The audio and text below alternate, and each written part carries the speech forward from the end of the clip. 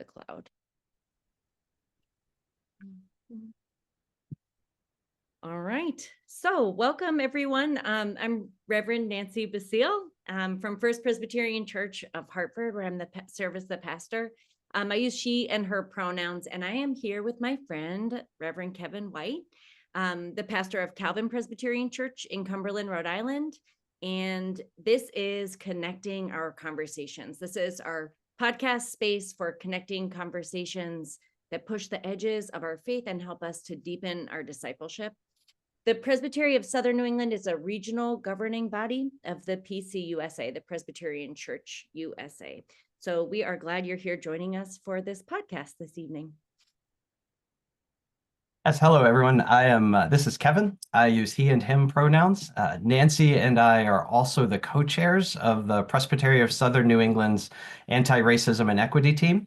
And we are excited to bring you this podcast episode. It's as both a reminder of and a little promo about our Presbytery's upcoming anti-racism training on Saturday, March 1st at New Haven Korean Presbyterian Church. One aspect of our Presbytery's anti-racism policy is that we will be holding these trainings annually. And just a reminder to everyone listening that with our policy, anti-racism training is now required at least once every 3 years for all teaching elders in the presbytery, those who are inquirers and candidates for ordination under care, and anyone actually serving in a leadership role in the presbytery. So folks serving on committees and commissions, those sorts of things. You can register for the training at psne.org. I'm not sure if it's on the front page of that, but you can find it certainly under the Teams link and just select the Anti-Racism and Equity team. And we will also see about getting a link to the registration in the show notes as well. And we are joined today by Reverend Dr. William Yu. William, I believe, is how he likes to be called and known. William will be our keynote presenter at this upcoming anti-racism training event. So we are excited to have you here with us right now. Oh, thank you. I am excited to be here. Yes, I do. I'm glad for us to go by first name basis. My name is William Yu. I've been teaching for roughly a dozen years at Columbia Theological Seminary in Decatur, Georgia. It is one of our PCUSA seminaries. My pronouns are he, him, and I'm going to be as ready as I can, Nancy and Kevin, for the questions you have for me. Oh, they're so hard. Yeah, prepare yourself. I just want to highlight too, William, so all of our listeners know, anyone who's joining us, that you are also the author of What Kind of Christianity? A History of Slavery, and the I lost the full title, A History of Slavery and Anti-Black Racism in the Presbyterian Church. And most recently, I think just a couple of weeks ago, your second book came out, Reckoning with History, Settler Colonialism, Slavery, and the Making of American Christianity. You have been busy. Both of these books were published by Westminster John Knox Press, right? We understand, William, that you have a deep commitment to researching and studying and writing about and engaging the histories of settler colonialism, racial injustice, chattel slavery in the Americas through the lens of Christianity. And we feel that your work invites the alignment of the gospel with the work of liberation, with your honest assessment of the church's role in these forms of oppression in our country. So we welcome you. We thank you for connecting conversations with us. Thank you. Yeah, so we'd love to hear, just to get started, a little bit about you, who you are, what do you love, and maybe a little bit about your day job. What's your life like? Oh, sure. So in addition to being a seminary professor, I am a spouse. My wife, Sarah, teaches in Atlanta public schools, and we are the proud parents of 2 children, teenagers, 16 and 14, soon to be 17 and 14, and 2 cats. And so it's a busy household. And I'm also a minister, member of Cherokee Presbytery here in Northwest Georgia within our denomination, the PCUSA. And I think one thing I would say is So I do think one error, certainly, within American Presbyterianism in the past, and I do think this, I hope, is more the distant past than the recent past, is the notion that the Presbyterian Church, capital C, is the best one. That because of our Calvinist doctrines and because of our theological sophistication and biblical interpretive acumen, we are the best denomination and the best church and the closest to heaven this side on earth. I think that is a wrong view. And I think even our Book of Order in the Foundations notes that we are not the best church, but we are a church seeking to be faithful among many churches, capital C. But Nancy and Kevin, what I would also say is that I do genuinely believe in the fullness of our past and our present and our future, warts and all, if you will, that which is inspiring and that which is infuriating about our past and the tradition that has been passed down to us. Nonetheless, I believe it is the best church for me. Not the best church, period. And I believe probably for you too, Nancy and Kevin, it is the best church for me, and it aligns closest to my desire to enact God's justice, love, righteousness, mercy, and kindness on earth with fellow believers who are similarly committed. So that's the first thing I would start when you're asking about me. Yeah, not the best church, but it is the best church for me. And I do believe that there is a lot of good in us and that can be done through us. But I imagine as we keep talking, you also, and I've written about and I've studied, that it's not all good. And how do we wrestle with that which is bad? Yeah. Oh, William, that's a great segue, because I wanted to ask you about your book, what kind of Christianity, and maybe a little bit, if you could share a little bit about what led you to this work and how you came to research for what came this book. And again, this is a book that we've been encouraging everyone that we can in our presbytery to read. So I'd love to hear a little bit just about how this book came to be. Oh yeah, thank you, Kevin. So initially, I desired to write a book across, I guess, what we will call the academy for my students and my colleagues and peers who are studying church history, religion, theology, and the like, but also that would be for churches, for people who are worshiping and living together in churches, and pastors who are called to lead and direct these churches. And so it was initially, I wanted to write a history of both racial justice and injustice. Like, how do we explain this history of racism? And then I narrowed it down to slavery, in part because I found it to be such an oxymoron. This notion that there was a strong, phenomenon of pro-slavery Christianity. Like, I'm not the one who came up with that term, and it is actually well known in history. Go to any library catalog and type up pro-slavery, like theology, Christianity, and you will get, sadly, right, Nancy and Kevin, hundreds, if not thousands of hits. For sure. Because pro-slavery Christianity was a thing. And it was what people of faith of several different Christian denominations held to. The belief that slavery was divinely ordained. And from that, for readers of that book, in defending slavery, it did require racism. And the sense of it required the notion that God created some races to be superior than other races.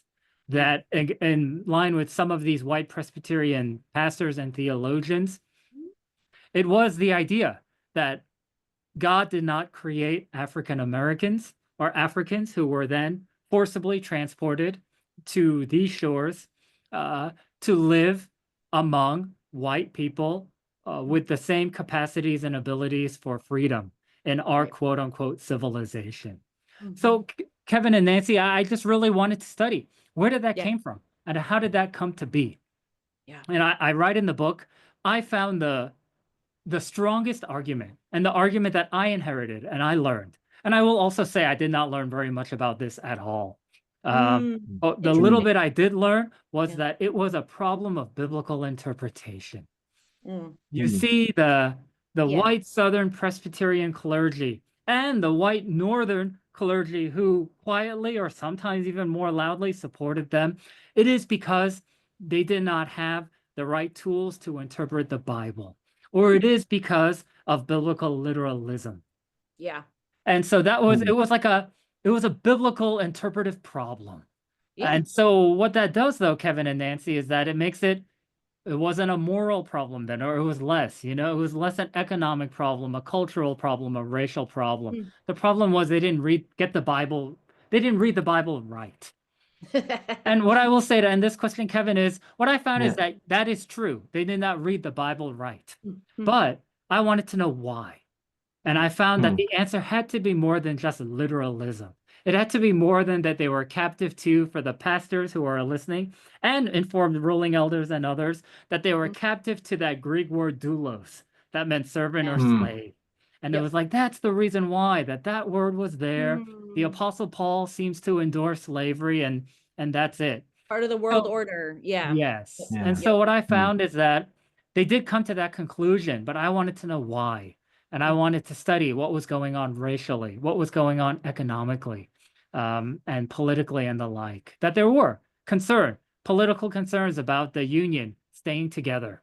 What if we took more of an abolitionist position? What would happen to the Southern states? What would happen to our economy? Not just with agriculture in the South, but manufacturing in the North, where the cotton came from and what happens with the cotton and where it goes. Oh, I hope that's a good answer, Kevin, to kind of why I wanted to write that book. Yeah, that's great. Yeah, thank you. Yeah, that what if question. That can lead us to good places, and that can lead us to constrict and turn inward. But it can also lead us to turn outward. What if things were different? What if we were working in a different way together? So that's great. You're right. Yeah. Yeah. That's good, Kevin. So what I will say to that real quick is that it's not only what if, Kevin, that there were, and I hope to point out in that book and in the book that just came out, there are actually strong, vociferous, powerful, smart, like energizing, inspiring Presbyterian abolitionists. Yeah. Certainly, there were Black Presbyterian abolitionists, like the formerly enslaved man James W.C. Pennington and others. But there were also white Presbyterian leaders who did have moral clarity and who understood, despite what the cost might be politically, culturally, economically, slavery is an affront against God. And it goes against God's creative order, Nancy, to your point. That we don't live in an orderly world. We actually have inherited a disorderly, immoral world because of the transatlantic slave trade. And it's what was ongoing in the 1830s and the like. So what I will say is that, it's not all bad. For example, in the book I note, what is inspiring to me is that the American Anti-Slavery Society, founded in roughly 1833, 1834 by William Lloyd Garrison and other abolitionists, and it became the largest national abolitionist organization with big dreams to end slavery and racial discrimination. The executive committee, and committee that rings true to us as Presbyterians, we do genuinely believe God works in committees and plurality and discernment, at least, and it might be more, but what I can verify, Nancy and Kevin, 6 of the 12 founding executive committee members were Presbyterian, or Presbyterian clergy and lay leaders. Now, because of that, they were not very influential in the denomination, but they were influential in the abolitionist movement. So I do think I point to that to say the problem wasn't Reformed theology. The problem wasn't that they had inherited and were practicing a Reformed theological approach that was like against like doing good in society, that was against faithful civil engagement. They were inspired by the liberative promises of Jesus Christ and counting the cost of discipleship. That's why they joined this executive committee when we're so passionate about abolitionism. So the problem wasn't Reformed theology. The problem wasn't necessarily Presbyterian polity. Really, like those weren't it.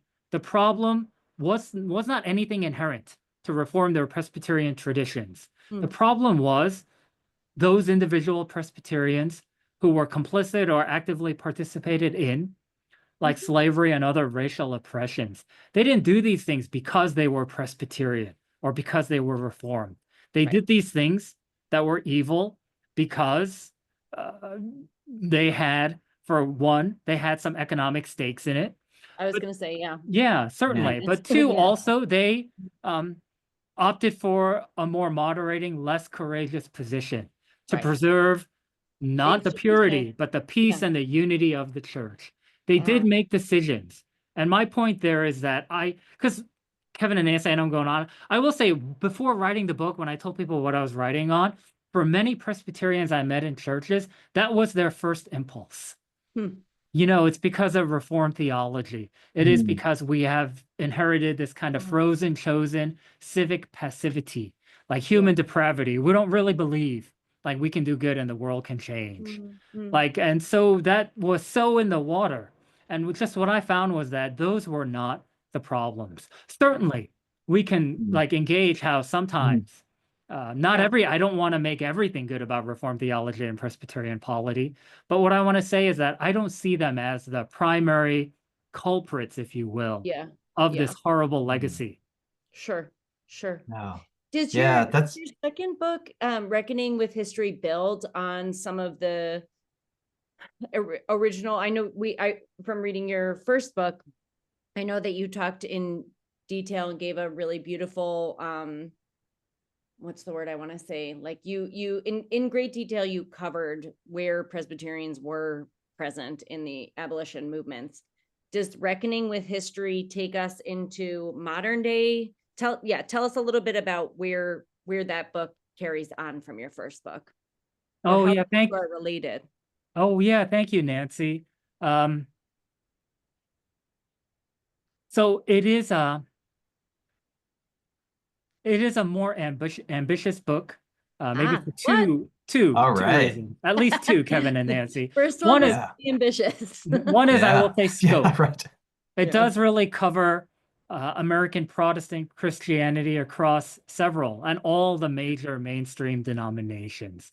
It is not a like one denominational like history. It really, and so in some ways, not freed up, that's not the right way to put it, but it permitted me to really look at, for example, indigenous rights activism and the abolitionist movements more in full. Because I wasn't looking at them to find who were the Presbyterians who were involved. I really was just looking at them and analyzing their moral, religious, theological, and Christian arguments. So one thing I will say in both movements, what is, again, refreshingly inspiring is that how much the opposition to the Indian Removal Act of 1830 that ultimately led to the sad and horrible tragedy of the Trail of Tears in the state where I reside now, Georgia. Much of the opposition and activism for it drew on Christian resources. It drew on the Bible. Jeremiah Everts, who was a man, a lawyer, who became a leading kind of missionary agency executive, Jeremiah Everts, with the American Board of Commissioners for Foreign Missions, which was founded by some Williams College graduates, some young men in 1810, 1811, 1812. They sent lots of missionaries abroad. I think they were the first missionary organization to send missionaries to, for example, Asia. I think some of you might know the Baptist Ann Hazeltine and Adironham Judson, for example. Okay. Anyways, but yeah, he really believed through his work, because then at that point, they really did, maybe not quite as foreign mission, but they did understand mission to various indigenous nations as a kind of international, might not be the right word, but transnational endeavor. That they recognized that the Cherokees, for example, were their own nation. And so, and it was mission work and the like. So again, it really is like, this is the call of the gospel, that we are called certainly as Christians in the United States to oppose unjust laws. And the abolitionist movement as well. Very inspiring because of how much, in fact, pro-slavery Christianity grew so much in response to the abolitionist movement. Right. real quick, I noted in What Kind of Christianity as well. So I think, and maybe I'll end this question this way. I think we understand pro-slavery Christianity like going up on an incline, or no, going down on a decline. That, a long time ago, they didn't know any better in the 17th century. So they really believed that slavery was ordained by God. And then as time went along, and then the United States Revolutionary War became its own nation, there was more illumination. And eventually it kind of declined and declined, and it chipped away as they understood more, as they, I think this is Maya Angelou, as they knew better, they did better. But what I find is that's actually the inverse. That initially there was a lot of, there were not strong pro-slavery arguments, because there was something in the consciousness of colonists and early white Americans to say, this is not right. We've inherited this, and there are some challenges to emancipation in terms of how do we create a racially just society when there are already at that point in the 1780s, 90s, generations of enslaved Black people. But it was really like many pastors didn't want to put their name on a sermon or on a treatise that actually used the Bible to rigorously defend slavery. But what happened is the abolitionist movement got really good at appealing to like Luke chapter 4, got really good at looking at Jubilee in the Old Testament. This is the white Quaker Angelina Emily Grimke. And they kept making arguments from the Bible to say slavery is wrong and we should be for abolition. So what that demanded and required was an equally like rigorous, strong Christian response. And so sadly, Nancy and Kevin, where did wealthy enslavers and enablers of slavery turn to? Hey, the abolitionist movement is really drawing on the Bible and Christian resources. You know who needs to defend this for us? It is the clergy. It is pastors.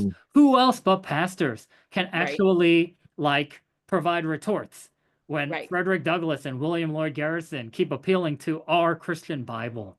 So in that way, I know I'm a little off, Nancy and Kevin. It is to note that, and again, for me, what I would say, Nancy and Kevin, is that it does not excuse what happened. But my purpose is I want to explain what happened. And that it wasn't like this, like, oh, they believed in the curse of Ham from Genesis 9, or they believed in the doctrine of discovery, those papal bulls from the late 1490s that that divided in some ways evangelization and colonialism from the Roman Catholic Church between Portugal and Spain. And I think we've learned some about the doctrine of discovery, curse of Ham. Like, I just don't think that these things that were inherited fully explain what happened. I think, like I'm sharing with you now, it is to look at the quotidian or the ordinary. Like, again, I'm not trying to get these white pastors who defended slavery off the hook. But Nancy and Kevin, we can understand. Let's say you or I are in a church in 1840 in my state of Georgia. It is like, what are the parishioners demanding of me? Like they are like, we know that in 2025. What are what certainly what can't I say? I think we know that, Kevin and Nancy, but my point in studying the history is actually, again, not to defend it and excuse it. It was, and I write it in Reckoning with History, it was a viable pathway to ministerial success, and I'm sad to say a bigger church. Right? How does one get into a bigger church? It is one acquires a reputation as a public, like, intellect who is a skilled defender of slavery. And what does it require to be a skilled defender of slavery? It does require getting really good at white supremacy from a Christian perspective and making racist arguments. And so it is sad that, Kevin, your point about the what if, like I write in that book, look, the greatest tragedy of slavery are the destroyed dreams and livelihood and abuses toward enslaved people, women, men, and children.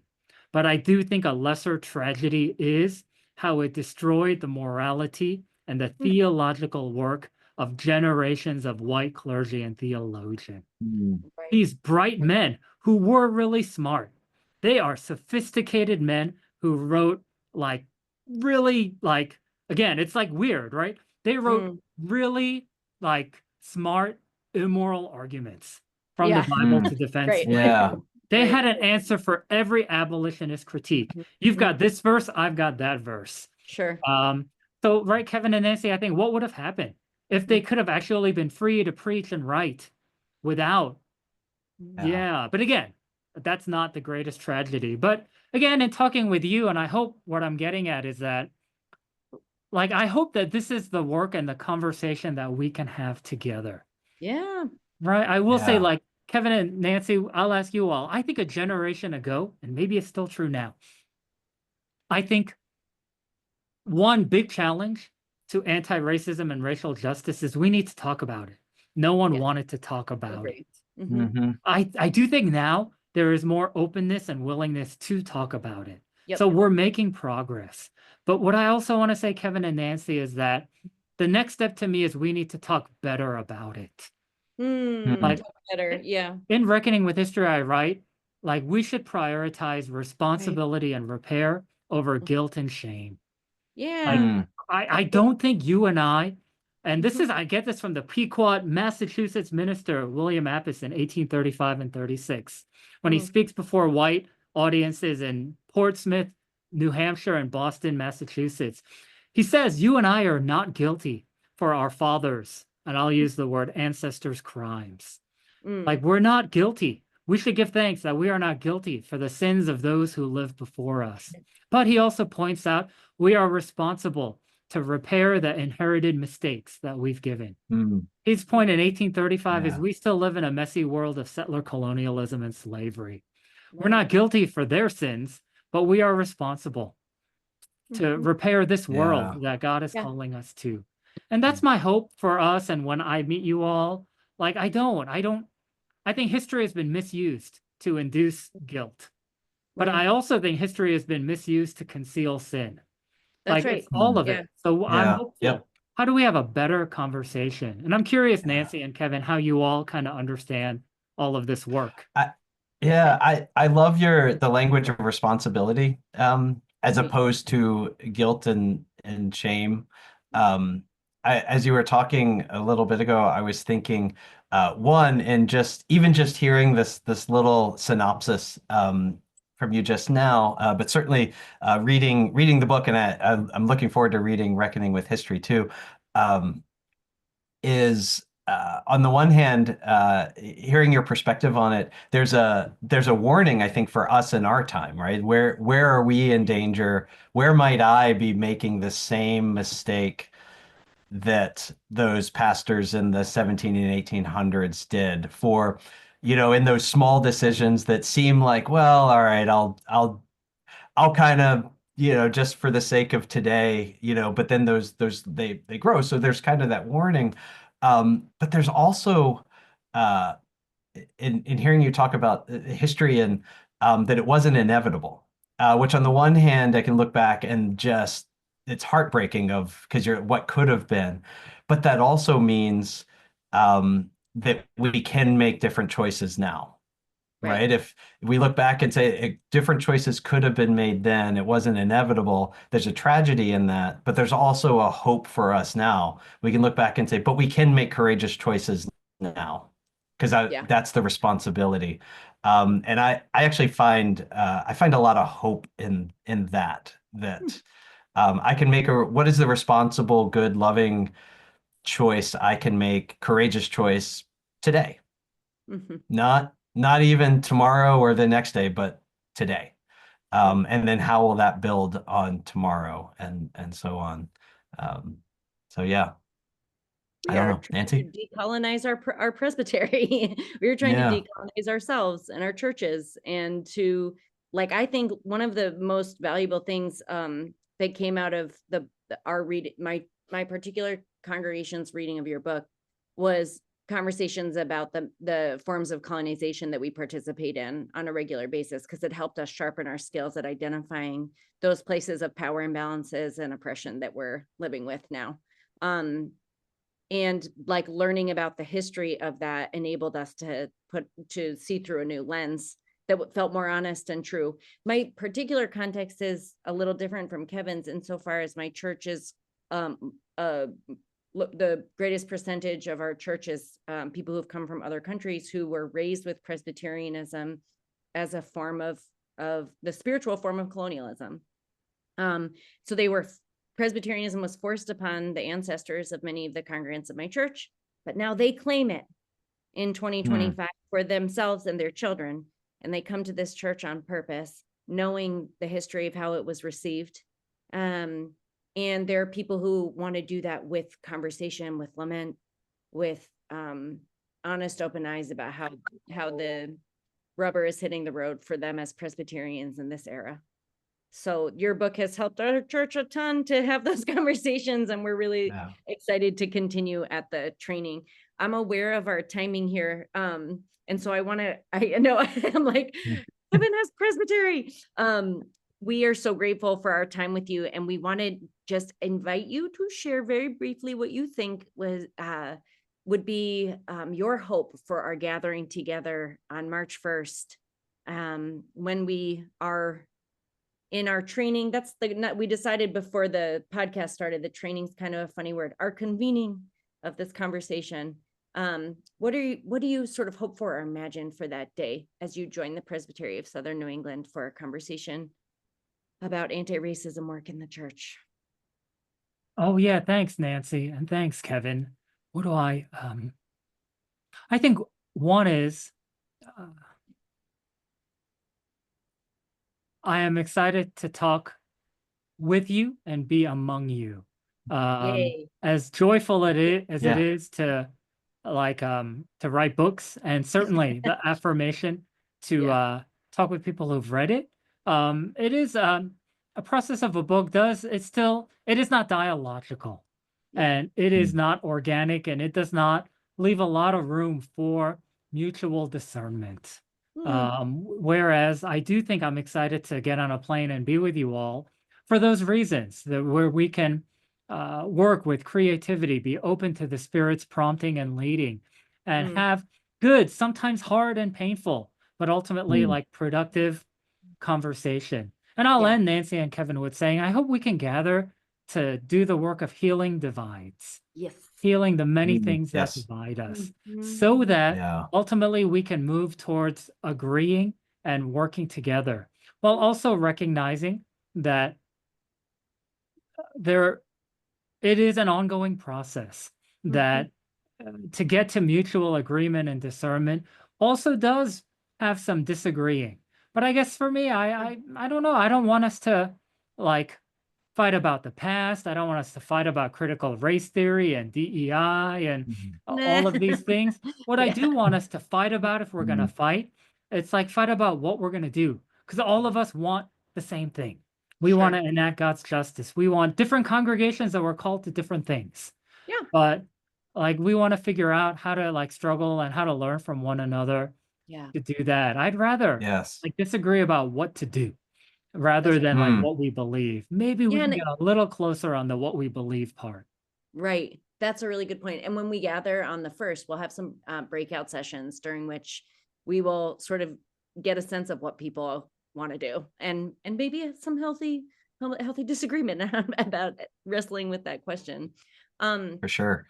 We're so grateful for your time and excited that you'll be with us in under a month on March 1st for the Presbytery of Southern New England's anti-racism gathering this year. We're going to be at the New Haven Korean Presbyterian Church. For anybody who's listening and hasn't registered yet, we'd love for you to join us, and recognize that the deadline for registration is on February 21st, because we need to give our host church some time to prepare the delicious food that they've agreed to prepare for us.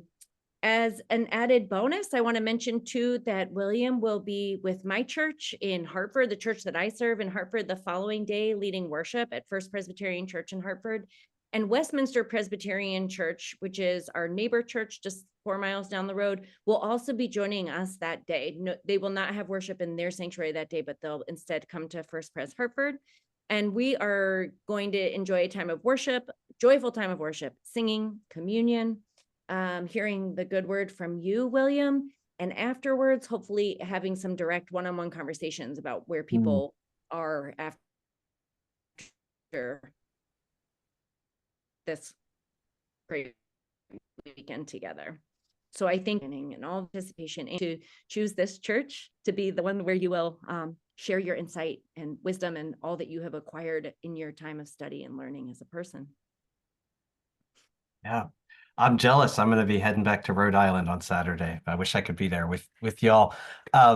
William, again, thank you for being willing to give us a little teaser, a little promo about what to expect. One of the questions we were going to ask you was just what excites you about this work. But having just now spent the past half hour or so, the answer seems to be everything. Your excitement about all of this, the history, the theology, and then just the heart for the church to really be the church that God intends. It's awesome to see. It's infectious. It is, yes. That's a great teaser for anybody listening to register and come on out. So again, William, thank you for your time tonight, and thank you in advance for your time that weekend of March 1st and 2nd.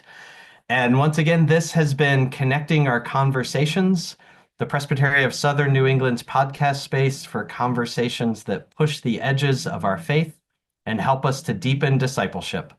And we look forward to seeing everyone on March 1st. And until then, from myself and Nancy and William, grace and peace be with you all.